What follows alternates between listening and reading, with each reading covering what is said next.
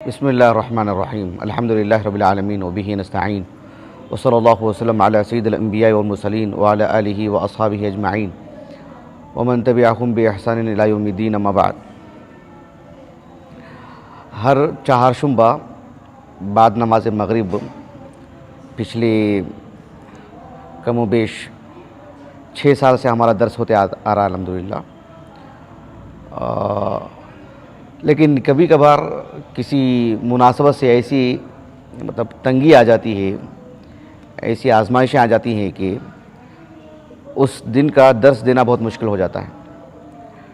آج بھی آپ نے دیکھا ہوگا ہم نے کوئی اشتہار بھی نہیں بنایا ہے آج کے درس کا، اور بحیثیت بشر ہم نے کوئی طے نہیں کیے تھے کہ آج کیا گفتگو کریں گے، اور آج خصوصی طور پر ایسی مصروفیتیں آ گئی تھیں کہ میں نے طے کر لیا تھا کہ جو ہے آج درس نہیں دینا ہے، لیکن اللہ رب العالمین کا احسان ہے کہ اللہ رب العالمین نے دل میں ایک بات ڈالی اور وہ فکرہ ایک موضوع بن گیا، تو میں سوچا کہ وہ بات آپ کے سامنے رکھ دوں۔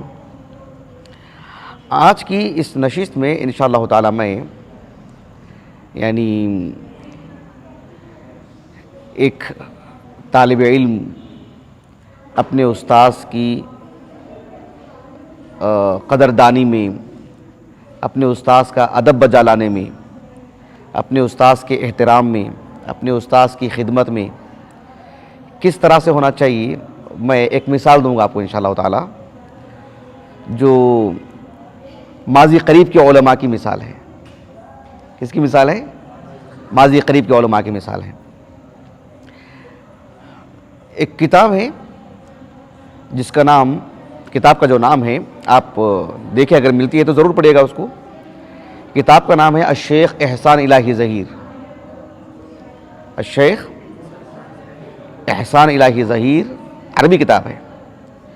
الشیخ احسان الہی ظہیر منہجہ وجہودہ فی تقریر العقیدہ، فی تقریر العقیدہ یعنی فی تقریر عقیدت اہل سنت والجماعہ، یہ معنی اس کا، والرد علی الفرق المخالفہ۔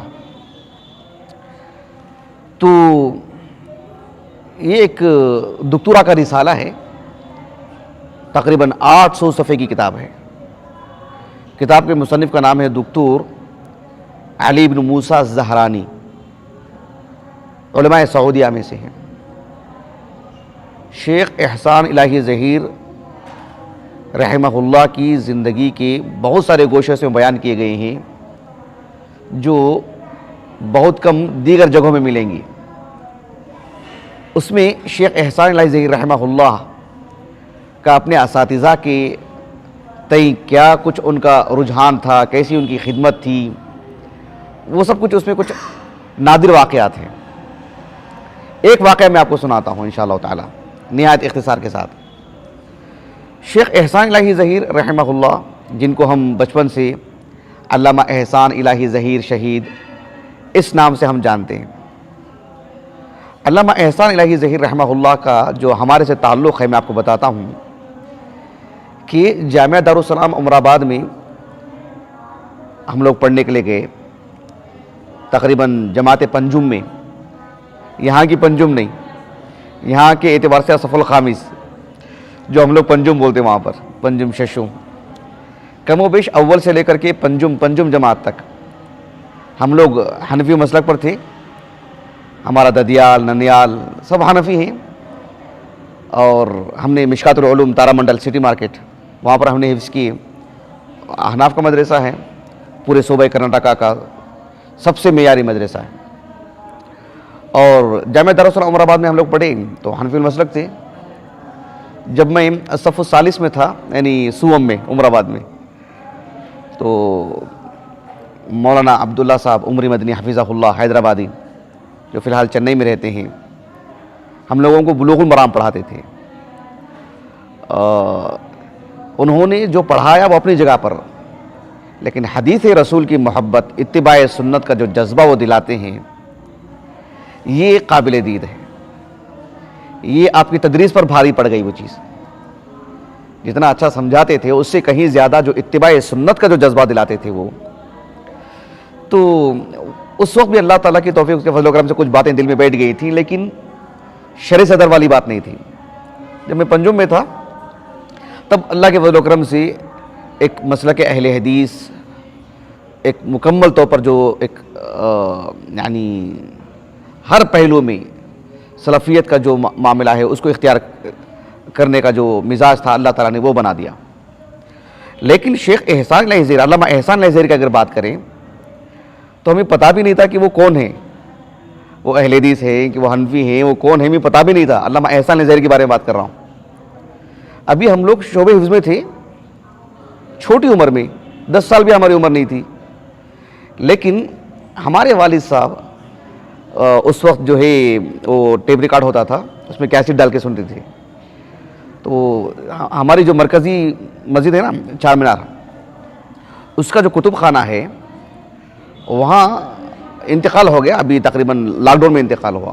مولانا اقبال جامع محمد علیدر کے فارغین میں سے، قدیم فارغین میں سے مولانا اقبال جامع، بڑے غیور سلفی، بڑی محنت ان کی. تو میرے والد صاحب کے بڑے اچھے مراسم تھے ان سے. میرے والد صاحب جا کے بیٹھتے تھے دکان میں ان کے ساتھ، اور میں بھی جب بھی عمر آباد سے چھٹی میں آتا تو میرے والد صاحب کے ساتھ ضرور جاتا میں. تو وہاں سے اس میں لکھا ہوا رہتا کہ علامہ احسان علیہ زہیر شہید کیسٹ، لیکن اس وقت سب ویڈیو وغیرہ نہیں تھے نا، تو وہ لاتے ہمارے گھر میں، ہم سنتے، اور ان کی گرجدار آواز، ہم سمجھتے کوئی معمر آدمی، کوئی بوڑھے آدمی ایسے معلوم ہوتا تھا. اور ہمارے گھر میں ان کی تقریریں سنی جاتی تھیں، حالانکہ سب حنفی، اور پتہ بھی نہیں تھا ہم لوگوں کو بھی اہل حدیث میں کوئی مسلک بھی ہے کیا. نہ میرے والد صاحب کو پتہ تھا. میرے والد صاحب کو یقیناً کچھ پتہ رہا ہوگا، میرے والد صاحب کو، ہم لوگوں کو بالکل پتہ نہیں. لیکن ہمارے گھر میں وہ کیسے چلتی تھی، اور سب حنفی گھر میں رہے. جب جامعہ دارالسلام عمر آباد گئے، پھر ان کی آوازیں سنتے رہے، تب دھیرے دھیرے معلوم ہوا کہ اچھا یہ اہل حدیث کے علماء میں سے ہیں، بڑے علماء میں سے ہیں. اور پھر دھیرے دھیرے معلوم ہوا کہ جو ہے مطلب آپ کی وفات بھی ہو چکی ہے ایک حادثے کے تحت. بعد میں تقریباً 2005 کی بات ہے، ایک مستقل جو ہے سی ڈی ملی تھی، سی ڈی جو کمپیوٹر میں ڈال کے دیکھنا تھا اس کو. یہ 2005 کی بات ہے لگ بھگ. تب جا کر کے سب سے پہلی مرتبہ دیکھا تھا میں علامہ احسان ظہیر کو رحمہ اللہ. لیکن ایک بات میں اللہ کے گھر میں بیٹھ کے بتا رہا ہوں کہ پہلے دن ہی سے علامہ احسان الہی ظہیر رحمہ اللہ کی محبت جو ہے ہمارے دل و دماغ میں، ہمارے بدن میں، بلکہ ہمارے ایک ایک عضو میں جو ہے اللہ تعالیٰ نے آپ کی محبت ڈال رکھی. وہ آپ کی دین اسلام سے محبت اور پیش کرنے کا انداز اور وسعت علم وغیرہ وغیرہ. لیکن ظاہر بات ہے کچھ ہی معلومات آپ سے تھی. ابھی حال میں میرے پاس تقریباً دو سال سے لگ بھگ 1440 ہجری کو میں نے ایک کتاب جو جب ایک صاحب سے منگوایا تھا میں باہر سے، سعودیہ سے، علامہ احسان الہی ظہیر رحمہ اللہ کی زندگی کے بہت سارے گوشوں سے بیان کر دیے گئے ہیں، جو مولانا ابو بکر قدوسی حفظہ اللہ، جو مولانا عبدالخالق قدوسی رحمہ اللہ کے فرزند ہیں، ان کا ترتیب دیا ہوا ہے. نہایت دلکش انداز ہے، پڑھنا چاہیے، میرے پاس موجود ہے. تو اس میں بھی بہت ہی عمدہ واقعات ہیں، نادر واقعات ہیں، جس سے مزید محبت بڑھ جاتی ہے علامہ احسان سے رحمہ اللہ. لیکن میں فی الحال جو ہے یعنی ان کی زندگی نہیں بیان کر رہا ہوں. علامہ احسان ظہیر رحمہ اللہ کی بہت وقت چاہیے. 1940 آپ کا سن ولادت ہے، 1940، اور 1948 میں آپ حافظ قرآن ہو گئے.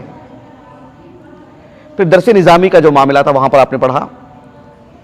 1963 میں آپ جامعہ اسلامیہ گئے، اس کی بھی بڑی عجیب و غریب روداد ہے.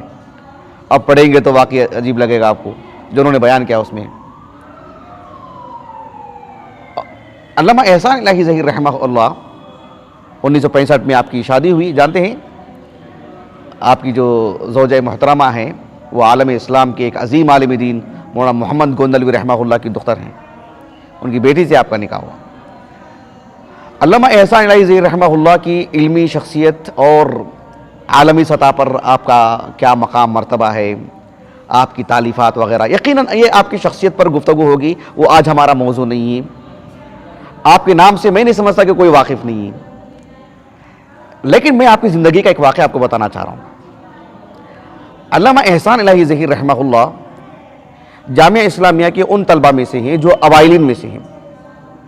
جیسے ہی جامعہ اسلامیہ کی تاسیس ہوئی، جو آغاز میں جو طلبہ گئے اس وقت تو آپ نہیں تھے، لیکن ایک دو تین سال کے بعد 1963 میں آپ گئے.